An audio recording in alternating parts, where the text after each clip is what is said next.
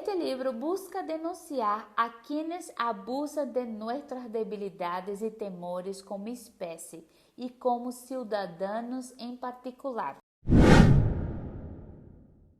Bienvenidos al Club Elite, el único club de lectura que tiene una gatita lectora. Me llamo Nastasia y hoy hablaremos de La paradoja de los colectivistas de Óscar Astroza.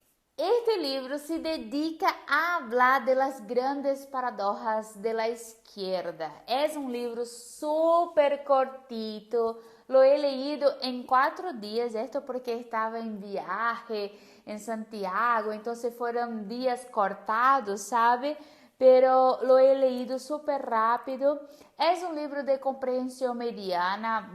Vamos a hacer un paréntesis aquí. Yo soy brasileña, obviamente tengo dificultad todavía de leer con rapidez en español, pero lo encontré de dificultad mediana en comparación, por ejemplo, a otros autores.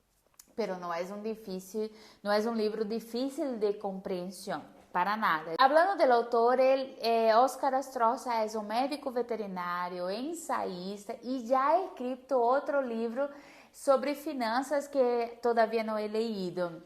Entonces, aquí está su nuevo libro. El libro está dividido en 3 partes con 8 capítulos. Son capítulos cortos, por lo tanto, uno lee con una cierta agilidad, aunque sí, soy hispanohablante, tengo dificultad, pero pensando que un lector chileno va a leerlo muy más rápido, porque también son capítulos cortos, súper bien divididos.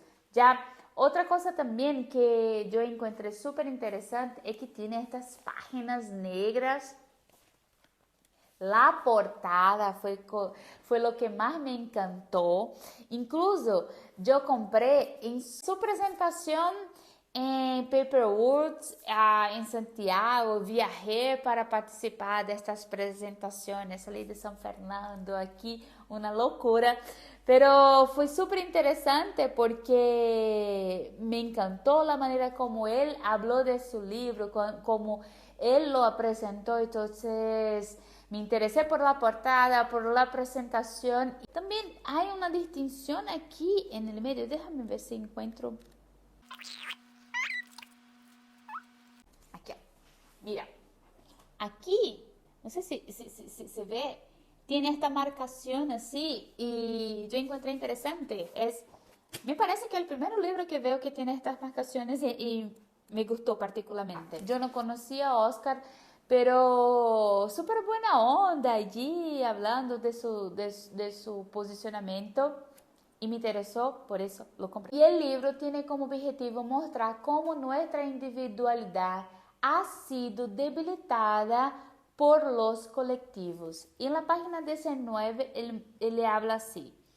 Este libro busca denunciar a quienes abusan de nuestras debilidades y temores como especie y como ciudadanos en particular, ofreciendo un alivio y consuelo fraudulento a las víctimas de la inmutable realidad, a cambio de esperanza y fe en otros, representados en salvadores de una misma altura humana. Él busca hacer una denuncia a todos los colectivos que tienen esperanzas engañosas, que expone esperanzas engañosas. Es importante que nos fijemos en la palabra especie porque Óscar Astroza embasa su argumentación en el hecho que el ser humano adquiriu sua individualidade a partir de um processo evolutivo.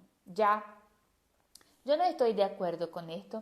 Eu creio que nossa individualidade viene de um ser superior, viene de Deus, de acordo com Gênesis capítulo 1 e 2, que regalou a nós sua imagem e semelhança.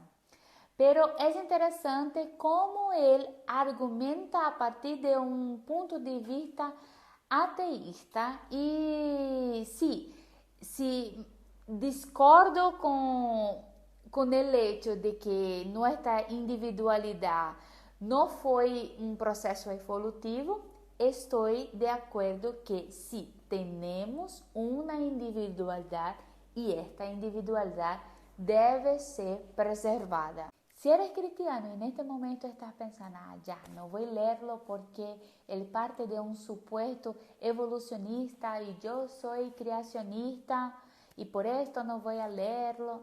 Nada que ver, porque él tiene mucha argumentación partiendo del individuo, ¿ya?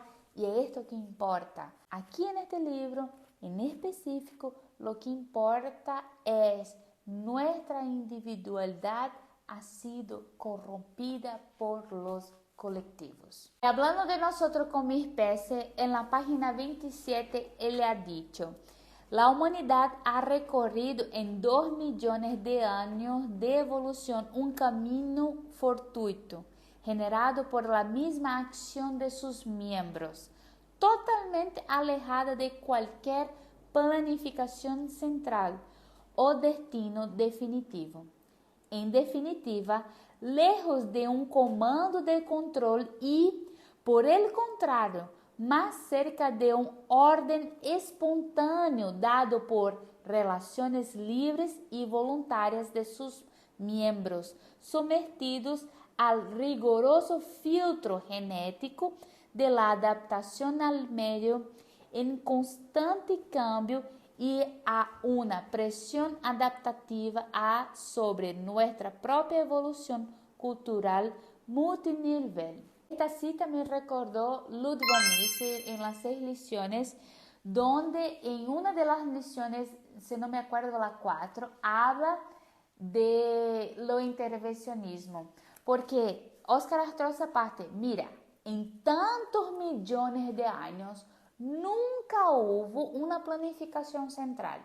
Luego, si hoy en día, por el hecho de intentar traer bienestar a las personas, haber una intervención, como hablaría Ludwig Mises, nuestras relaciones van a ser afectadas porque siempre fueron libres. Cuando hay un intervencionismo para ayudar a un sector, sea por lo motivo que sea, las otras interacciones terminan siendo afectadas. Si el Estado ayuda a un sector por el hecho de fomentar este sector, lo que pasa es que los demás sectores van a sufrir una inflación.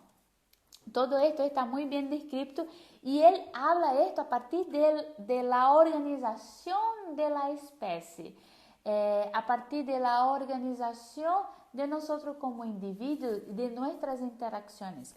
Lo que pasa es que se ha prometido un estado de bienestar y para que haya este estado de bienestar es necesario intervención.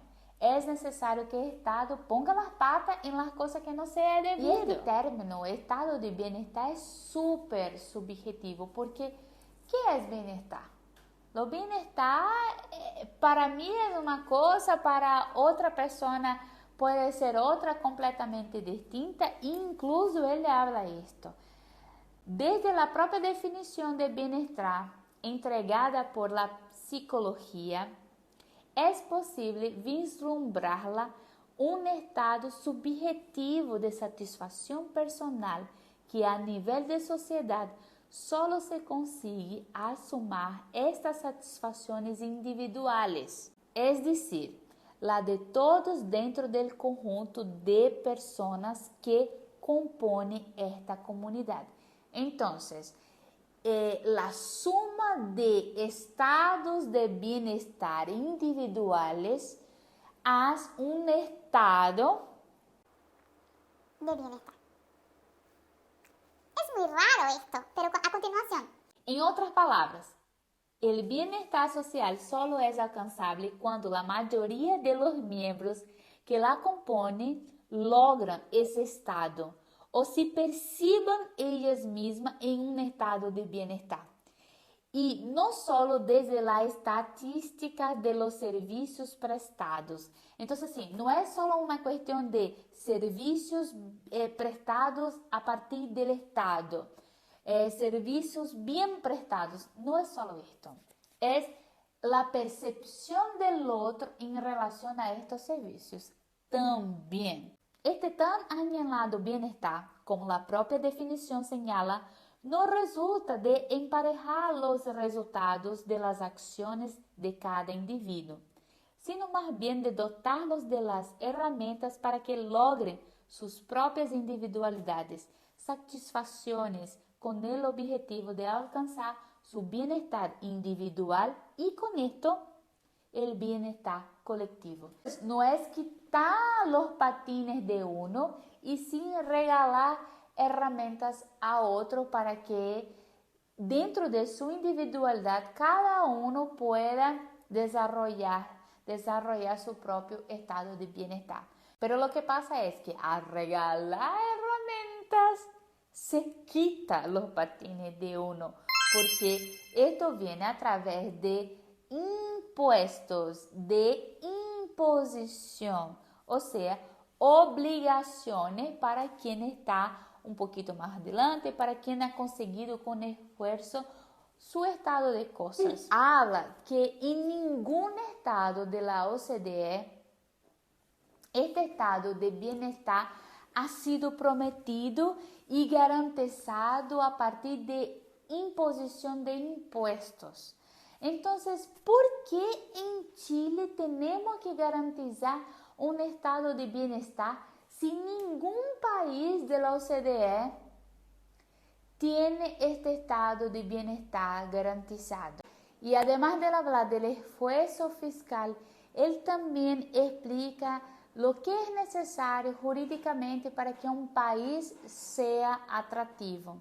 Esto porque emprender ya es una tarea muy riesgosa. Entonces, aquel que lo hace intentando tener el mínimo de daño posible, porque si vamos a poner un producto en el mercado, este mercado puede ser que no lo quiera el producto. Entonces, para el emprendedor, lo interesante es disminuir la mayor probabilidad de riesgos. Pero si el Estado no tiene reglas claras, no entrega para aquel que está se arriesgando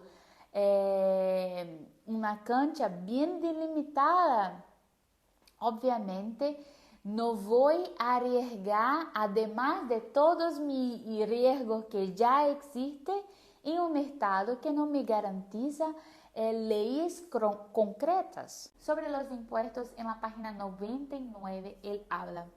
Un aumento de impuestos no solo es riesgoso si es que no se evalúa y calcula técnicamente la recaudación esperada, sino que también puede disminuir el bienestar tanto de los contribuyentes como las oportunidades económicas de los beneficiados. En esta misma página, él habla de la reforma tributaria de Michelle Bachelet y da un ejemplo de un aumento de impuestos que no resultó en recaudación.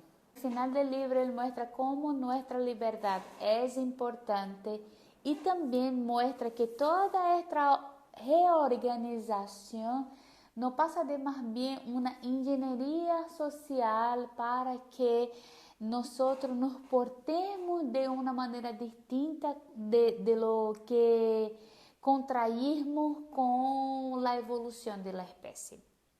Lo que pasa es que no es solo en el económico que existe esta imposición, también en el social, ahora incluso en la lenguaje nos é impuesto una manera de reaccionar, una manera de interactuar. Entonces, aquel que era libre, que debía ser libre y espontáneo, ahora es simplesmente direccionado por burócratas, ¿entiende? Entonces, no puedes más hablar todos, tienes que hablar todos. Sobre derechos y libertades, él habla. Derechos e liberdades ha permitido a la humanidad generar un piso mínimo de bienestar para los individuos como nunca antes en la historia de la sociedad ha ocurrido. De forma que cada indivíduo expresa y escoja dentro de su propia realidad las razones para vivir su vida según sus deseos y anhelos. Esto no era posible, imagínate, si antes por el hecho de no tener avance tecnológico una persona tenía que nacer y vivir en un mismo estado de cosas, no solo geográfico, pero también social. Ahora existe mucho más movilidad social. Es posible que uno pueda ir atrás de sus sueños, de sus anhelos, obviamente que dentro de una realidad. Y él está hablando de esto, que sacar esto del individuo es como quitarle lo que ha logrado después de un proceso de muchos años en búsqueda. Y en el momento que es quitado nuestra libertad, nosotros nos tornamos más vulnerables. Fue lo que pasó en la Unión Soviética, es lo que pasa en Venezuela, es lo que pasa en Cuba. Liberdades fueron quitadas y toda una población sufre, porque ahora ya no tiene más cómo ir en contra a un gobierno tiránico. La paradoja de los colectivistas de Oscar Astroza es un libro súper interesante, con datos, con algunas cifras. Es un libro de una portada súper atractiva, un ensayo muy interesante. Entonces, si tienes ahí una persona que todavía no ha pensado en sus liberdades, en su individualidad, que no ha muy bien razonado sobre esto, que siempre te entrega la idea del cuento nórdico, este libro va a ayudar mucho para sacar algunas dudas, para ensinar de verdade o quão beneficioso é que continuemos lo mais livre possível de um estado que se mete la pata em todo. Me quedo por aqui. Hasta la próxima. Chao.